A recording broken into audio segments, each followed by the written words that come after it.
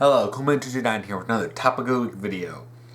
This week we conclude our spoopy Halloween Legend of Korra month with not one, not three, but two topics. I decided to do two topics today,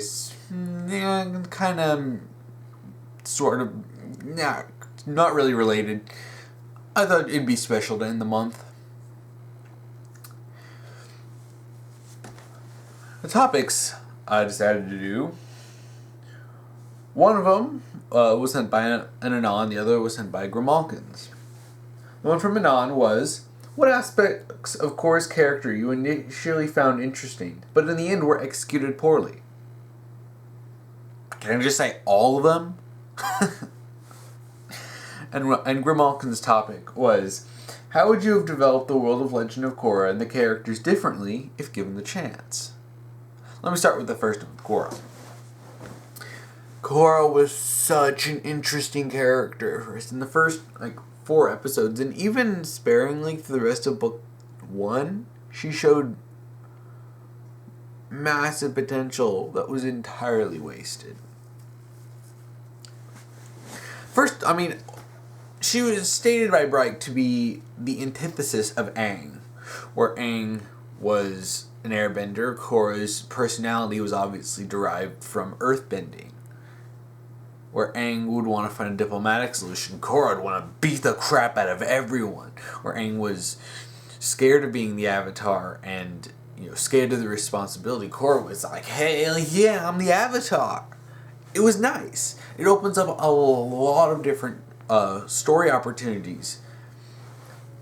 It definitely is one of the best ways to, and honestly one of the simplest ways to avoid straight up just repeating Avatar The Last Airbender.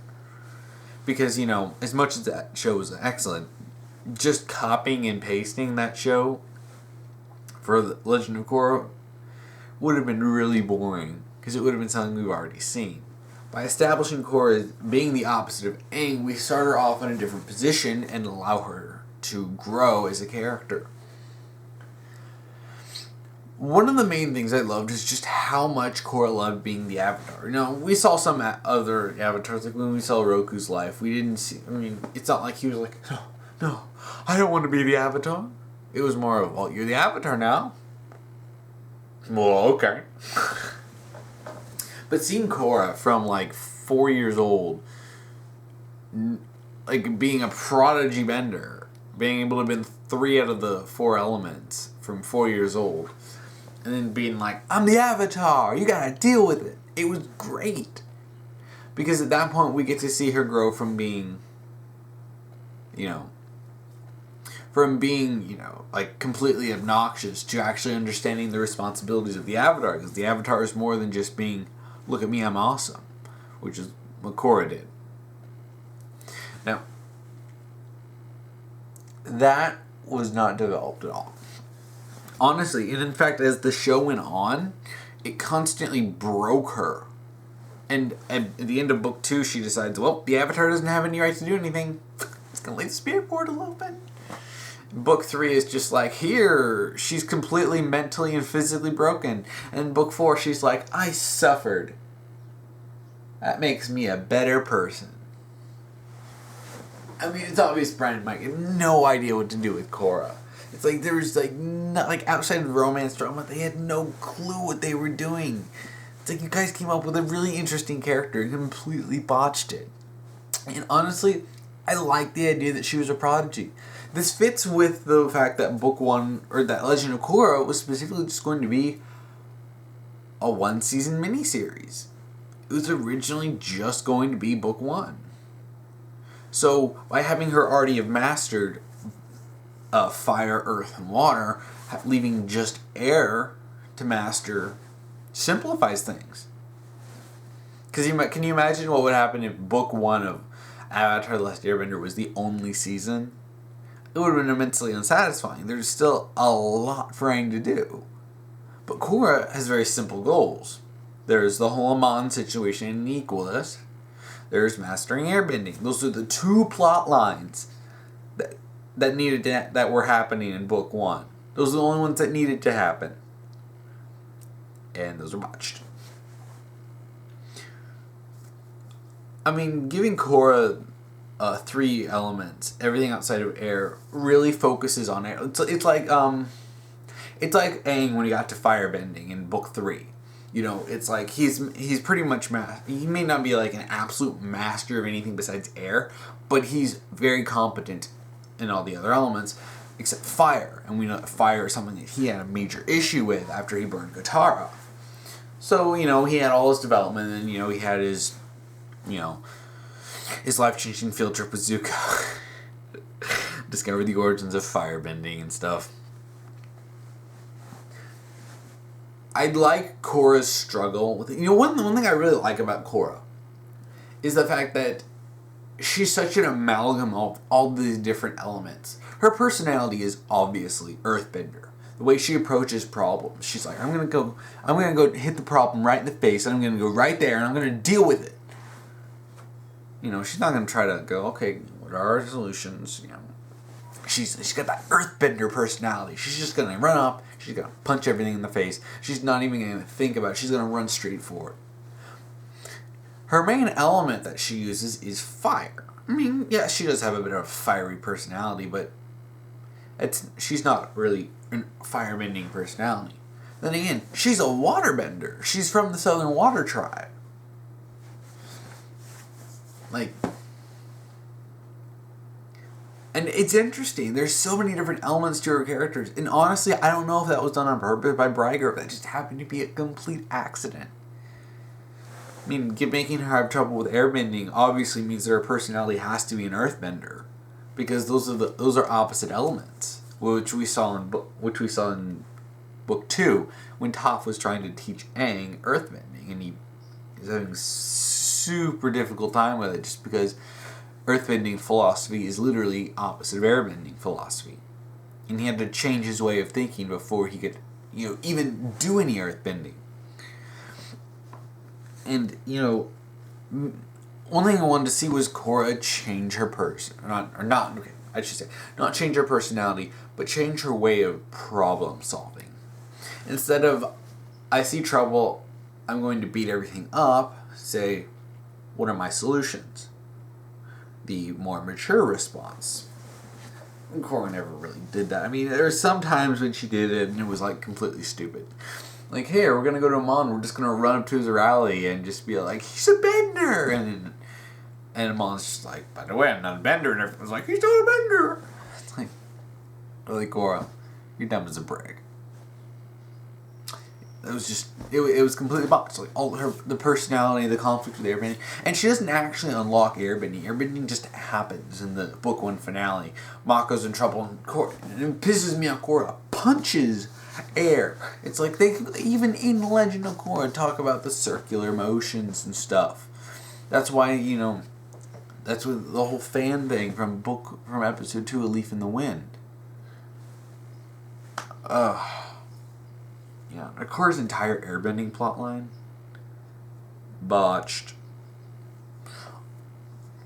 Korra's connection to our past lives. Okay, they established very early on, I believe it's in like the first 5 minutes of book 1 that they established that Korra has difficulty with the spiritual side of being the Avatar.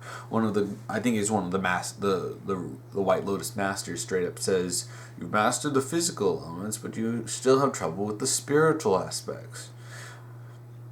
Okay, that's actually good. You know, it establishes, you know, what one of Korra's things. And this is sort of a subplot that connects to airbending, since airbending is known as being the most spiritual of all of the elements. So, okay, we need to watch Korra become more spiritual, right? It never happens. She goes on about how meditating is dumb and it's boring, and then she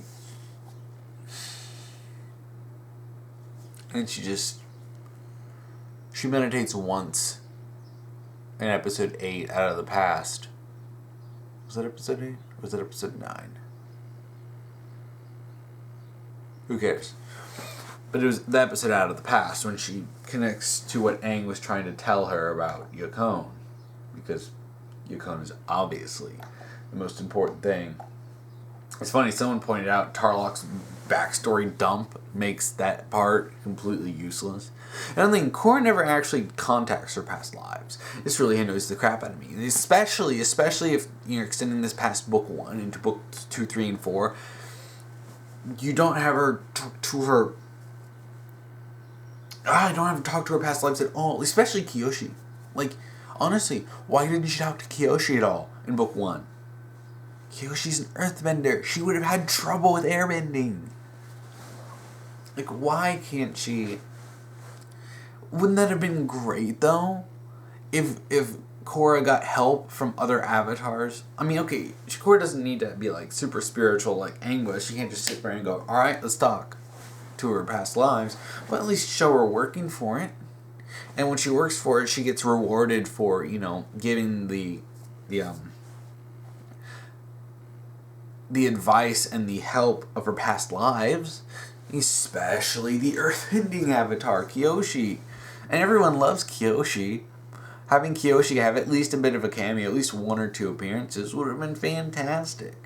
And it wouldn't have been a cheap cameo like the ones later on. Yeah, but that aspect of Korra's personality was just... excuse me. It was botched badly.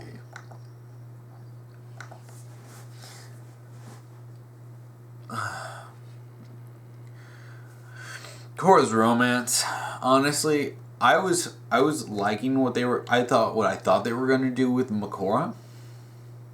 See, what I thought they were going to do is I thought they were going to give the lesson that just because you like someone and they're your first crush doesn't mean you're going to end up with them. It doesn't even mean they're going to like you back. Of course, they didn't do that. And she could realize that Bolin was infinitely better to her and for her, and just went on a date with her with absolutely no ulterior motive. But of course, that aspect was botched. It's like anything that was introduced in episodes 1 through 4 was botched.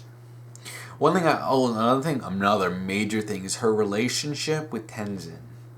Tenzin takes the place as her father figure while she's in Republic City, and that's cool and all. That's definitely cool. Surrogate father-daughter relationship.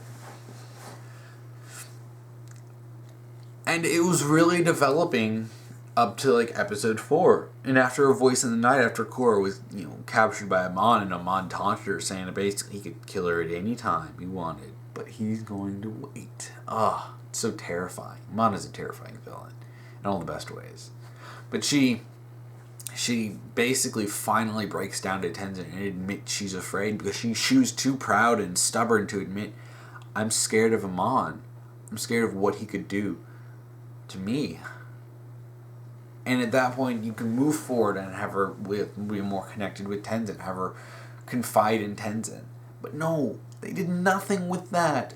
They had a couple talks that meant absolutely nothing, mostly because it was tying to the romance with Lin and Tenzin, which is still stupid. But there was so much potential for that. And I am a sucker. I think I said this in my Booker and Elizabeth video. I am a sucker for father-daughter relationships in fiction, especially surrogate ones. So seeing Korra and Tenzin, especially with the little with like literally the one appearance of Tonraq, or 2. I think they had him and Senna had like 1 appearance in the finale. Anyway, but yeah, we don't really see much of Tonraq. In book 2, basically decided to screw his character over big time. And then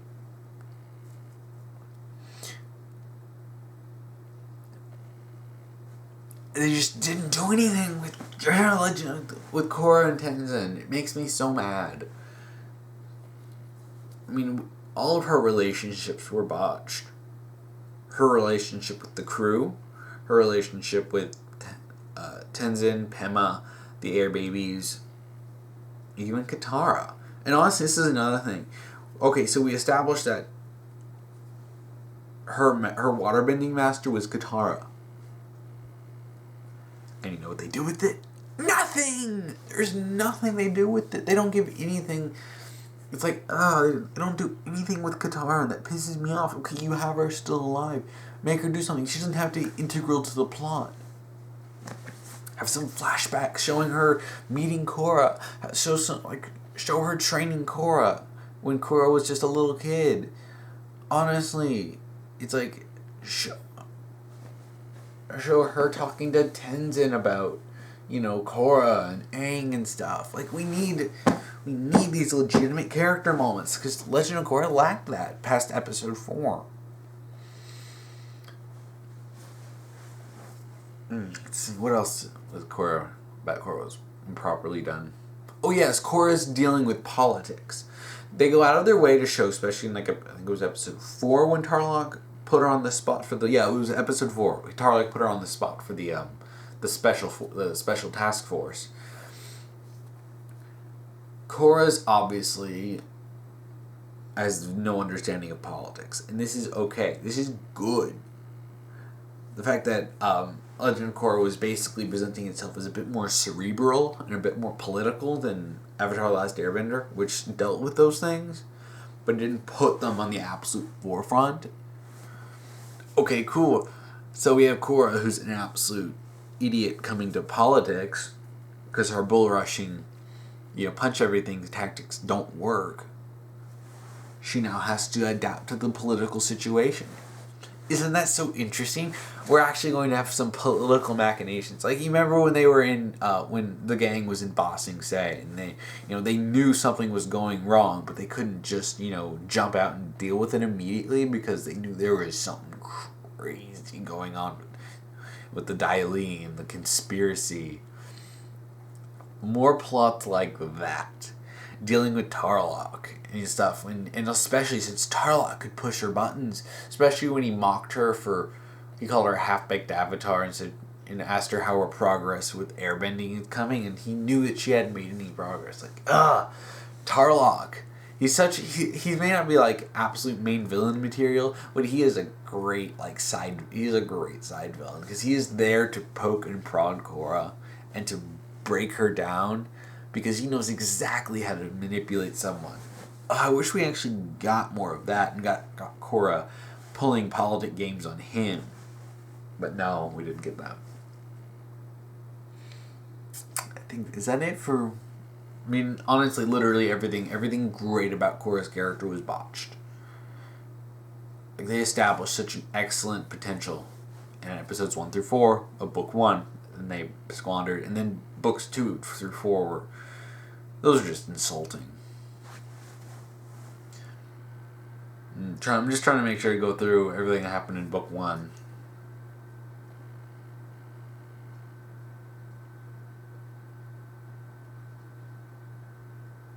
Yeah, I think that might be it. At least for the main parts of her character. Yeah. Alright. I'll move on to the next topic now. This one is from Grimaulkins. How would you have developed the world of Legend of Korra and the characters differently if given the chance? Oh boy, I've thought about this so much. I have different versions of this. I've talked about this extensively on my blog and on Con Korra, where, especially given different scenarios, like one time I was told how would I continue past book 1 if I had to. Because my personal version of Legend of Korra is just book 1. That's it. Excuse me. Here's the problem. This is something that I've talked about before on my blog. Legend of Korra and Avatar: The Last Airbender were both designed with very, very different scopes. Avatar: The Last Airbender was immediately established as being a global show. The conflict was global, the goals were global, and they required massive amounts of traveling the world. Legend of Korra was a local focus. Everything was focused on Republic City.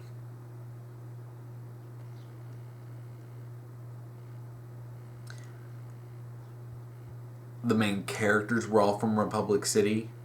The main characters had no reason to travel. Korra didn't have any real reason to travel outside of 2 Republic City to learn airbending. Literally every major character that was relevant is in Republic City. And this is a problem that the show experienced going forward, is that they tried to turn this into a global show. And then, guess what? It didn't work. You know, especially, I know people called out, why is Asami traveling? Especially since her company's in Republic City. Why is Mako traveling? He's supposed to be a police officer. Why is Bolin traveling? Isn't he supposed to be a washed up probender? It's like, you establish all these different things, and you give no reason why they would leave. Outside of, because they're part of the crew. So loosely formed, though. And they never really had any real friendship. Some of them barely talked to each other. I think Bolin and Asami had like one conversation in book 1. Korra barely had any relationship to Asami. Korra completely screwed over Bolin, and then she got with Mako. It's like,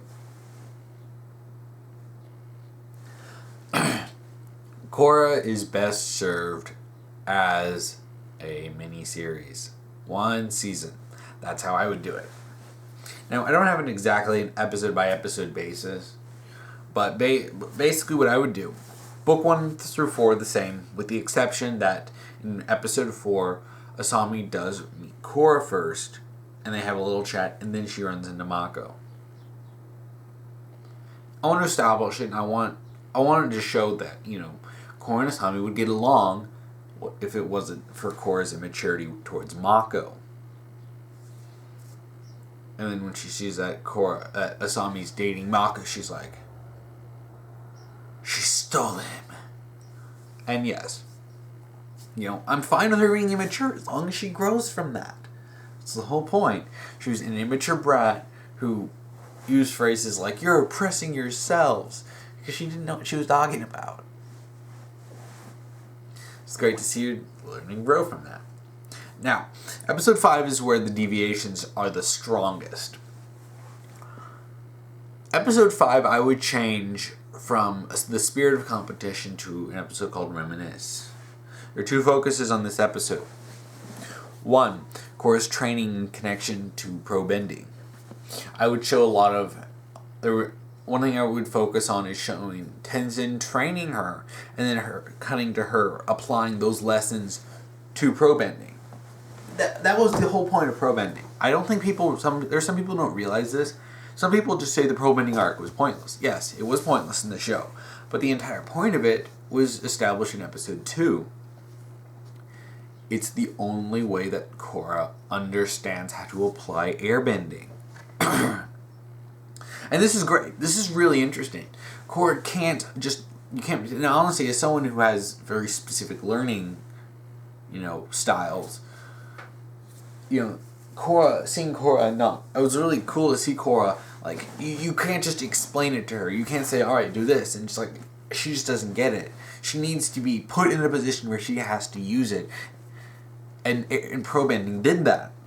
And I would strengthen that by having, like, show her, you know, making progress in airbending through pro bending. Because that's the whole point. So, and especially in culminating in her actually like unlocking airbending, like especially showing her doing lots of dodgy moves, like flowy stuff, dodging, becoming a pro bending star. It works. The second focus of the episode would be some character building. Each one of the main characters would get a short little flashback. Maybe multiple, I don't know. But basically at least one flashback that establishes something about, and we actually get to see more of their past. Like Bolin would remember running numbers for the Triad since he was really young when his parents died. Mako would remember getting his scarf. Maybe he might see his parents die too when he thinks about the scarf. Asami gets to see Asami playing with her mother. we'd see Tenzin think back to when he first met Korra. Like, think about that. When he first met can you imagine Tenzin meeting 4-year-old Korra?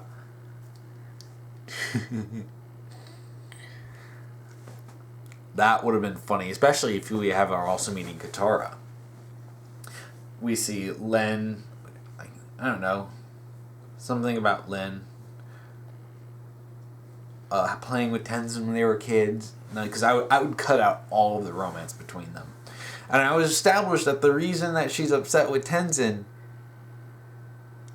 is not because they used to date, but because of him supporting Tarlok's laws to get some help for the airbend to trade favors with Tarlok. And of course Len would be pissed at that because he's trying to make concessions and, you know, compromises to move things forward. And Len is just like, you're compromising yourself for help. You're trying to help Tarlok. Because Tarlok's skeevy. That would have been a much more realistic reason for her to have a beef with Tenzin. And of course, her beef with Korra is entirely justified because Korra is destroying her city. Now, the episode, yeah, and that's basically what the episode is. And the Bora date still happens. Korra's instead of Korra asking Mako out, which is still stupid, Korra's just kind of upset, you know, that the guy she likes is dating someone else, and he's really happy with her. And Bolin cheers her up, and they go on the date. And one of the things that I would do is I would definitely take a more Katang style approach to this, and have Bolin and Korra would not get together in the season. In fact, they wouldn't get together in the show. It'd be something that would happen after the show. To contrast them with Masami. Masami is very much, they got together, they have a very, very intense relationship. A very, very romantic relationship. Bolin and Korra would have a slow burn. We'd show the closeness that they grow to be very close over the course of the show.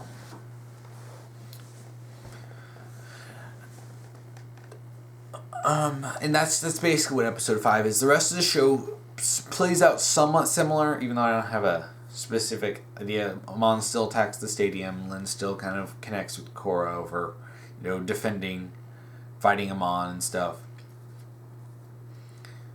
Oh yeah, in episode 5, I would replace Pema's little "go steal that man because she stole him from you" speech with basically telling Korra a story about a man she loved before she met Tenzin. And Korra asked what happened to him, and she's like, he got married to someone else. She's like, what did you do? She's like, later I met Tenzin. He says, just because you have feelings for someone doesn't mean they're going to be the one you spend the rest of your life with. It's just an important lesson to learn. Something I learned the hard way, especially when I had a crush on this girl in high school, and I really liked her and found out she started dating someone else. And now they're getting married. It's like, you know, you just gotta learn that just because you like someone doesn't mean they're ever going to like you back that way. And that would basically round out episode 5. And then things continue. They end up going to the Sato Mansion. They find out Hiroshi's an equalist. The difference in that would be that Korra would be slowly already coming to terms with the fact that Asami's not bad just because she's dating the guy she likes. And that Korra starts accepting it. And even before the race scene, they show some stuff and have Korra going like, hey, Korra, like, take Korra on like a spa thing. Like Toph and Katara did in was that Tales of Ba Sing Se? Yeah, I think it was Tales of Ba Sing Se. But while they were in Ba Sing Se. And how Korra basically said, you know, strongly established that just because Asami's more feminine doesn't mean she's bad. She doesn't have to do something super masculine to appeal to Korra.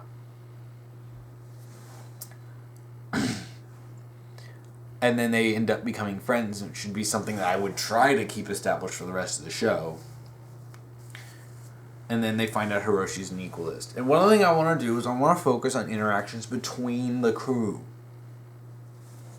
we need to establish why they would come together as a group. It's like they do come together and, they have this great moment where, like, we're the new Team Avatar, and I was excited at that moment. Like, give us a reason, give us strength in that bond. Have Asami talk to Bolin. Have Asami talk to Korra. Have Mako talk to Bolin. Have Bolin talk to Korra. Like, have them all talk to each other. And basically make me believe this is a group of friends. You don't have 3 seasons like they did with Avatar The Last Airbender to establish Team Avatar. And especially since Team Avatar started with is just Sokka, Katara, and Aang for a good while. Excuse me. And then grew to have Toph and Suki and Zuko. And then you had the group. You have to do that in 12 episodes. So you gotta make the most of every moment. So they end up, the whole thing plays out the same. Hiroshi's an equalist. They try to capture him. Asami breaks them out. And then, because one thing I really liked is that I liked that moment when you thought that Asami might betray them. That moment, like, I remember, because, I never believed Asami was an equalist, ever. Not a single, everyone's like, she's an equalist. I'm like, you're just salting Korra shippers who couldn't handle her character existing. And then I was so happy when she turned on her dad and kicked the lieutenant's butt.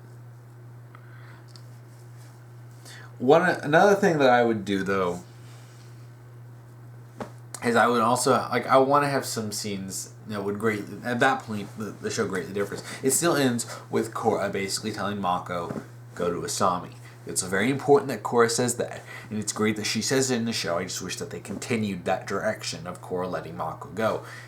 And Korra lets Mako go. She says, I like you, but you like Asami, and Asami likes you, and Asami needs you right now. She just lost everything. Which is a major step in Korra's character growth. Something I would keep. And after this, we get stuff. I actually want there to be a part where they capture the lieutenant and they talk to him. And then, he basically starts telling, stuff to Korra about. He starts elaborating the idea that the world doesn't need the Avatar anymore. And honestly, any reason that Lance Henriksen talk more is great. He's such a great voice. But, he, and then have him break out or something. I don't know exactly when that scene would take place, because it honestly could take place at any point. But it's just an idea I had. Another idea I had is that when Korra, I do like the idea that, Tarlek takes Korra because she's getting in the way of his plans. And I do like the fact that he's a bloodbender and then he bends with the power of the full moon. Because, you know what? We've seen plenty of insanely powerful benders. I can buy that. And we can kidnap Korra and then have Amon capture Tarlok.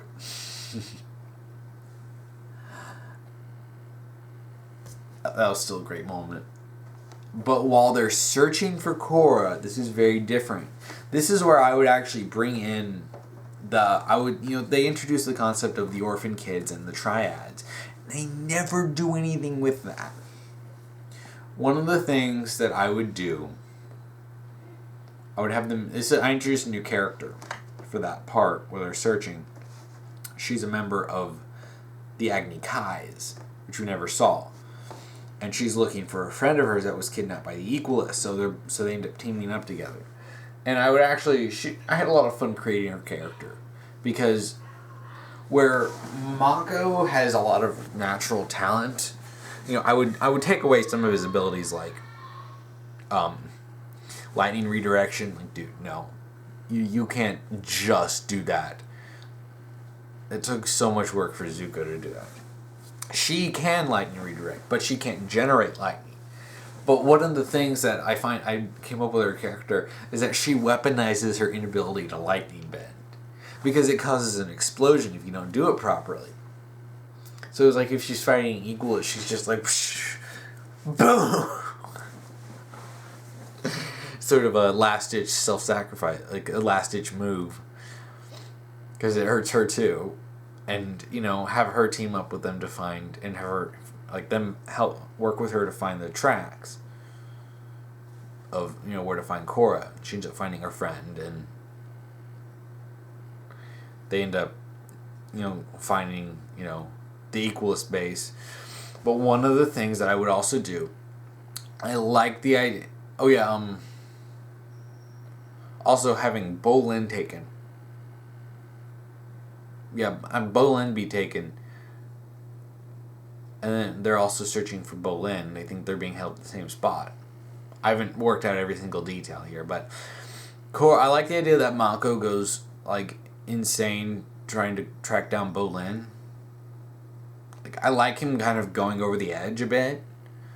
Because, not for Korra, because it doesn't make sense. Because he's really cool and collected. But when it comes to Bolin, he thinks he might actually lose Bolin this time. Oh no, it would drive him nuts. I also want him to have Asami stop him from punching that guy with the fire fist. I want him to feel terror because he's suddenly reminding himself of his parents' killer. That the violence, the fact that he has a helpless person pinned down and he's about to blast his face off. I just want him to break down with that and have the support of Asami. And also the show needed a lot more of Lin doing things outside the law. Seriously, they have one scene where she declares she's going to do things outside of the law in her way, and then we never see her do that. Yeah, anyway, Korra comes back, and then they end up fighting Amon. And then Korra ends up with a thing where Amon does steal her bending, but then the Avatar state kicks in, and instead of blasting, she does cause some uncontrollable destruction. She does end up fighting Amon using politics. She ends up trying to convince him to, look, we can work together with this, and even if he denies her help or accepts it, ends up getting arrested. Also, when Korra is rescuing the air, Tenzin and the air babies, there needs to be a moment where Korra has sort of achieved at least some level of spirituality, and the avatars can freely take over like they did in Avatar: The Last Airbender, and have Aang take over to fight Amon with Tenzin. Can you imagine that? Tenzin gets to see his father for the first time in years, and he gets to fight side by side with him to fight Amon. But one of the ultimate twists, one of the main differences that I changed, Amon would not be Tarlok's brother. He tricks him into thinking he's Noatog. He's not Noatog. We never see Noatog. He tricks him into thinking, and then Tarlok tells them, "Oh, he's my brother." And you find out he's not Tarlok's brother. He's Pema's brother. His backstory is pretty much true, honestly. I like the idea that he didn't even have to lie. He was that in this he would be, he was an air nomad living with Pema on Air Temple Island, and then he was attacked by a firebender and had his face burnt, and then the police and no one ever could really do anything about it, and he felt betrayed with the fact that no one did anything, and then Tenzin didn't do anything. Tenzin tried to help him, but he never did anything. Excuse me. He never did anything serious. He never enacted any laws, so he ended up leaving. And as a resentment started growing towards benders, he be a non-bender. Eventually, he's contacted by Ko the Face Stealer, who teaches him, who shows him the way to learn energy bending, and he uses this to rid the world of bending and to destroy the Avatar.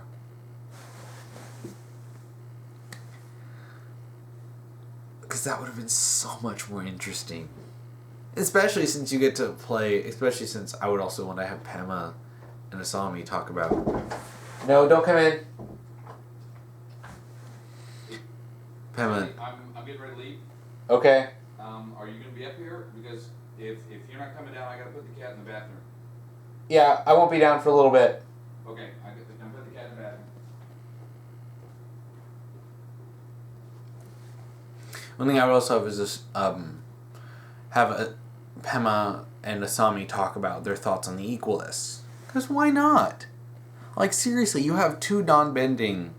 They may not be, like, the main character, but they're pretty significant. It's like Suki. Like, you have Suki, but it would be like if Suki never did anything.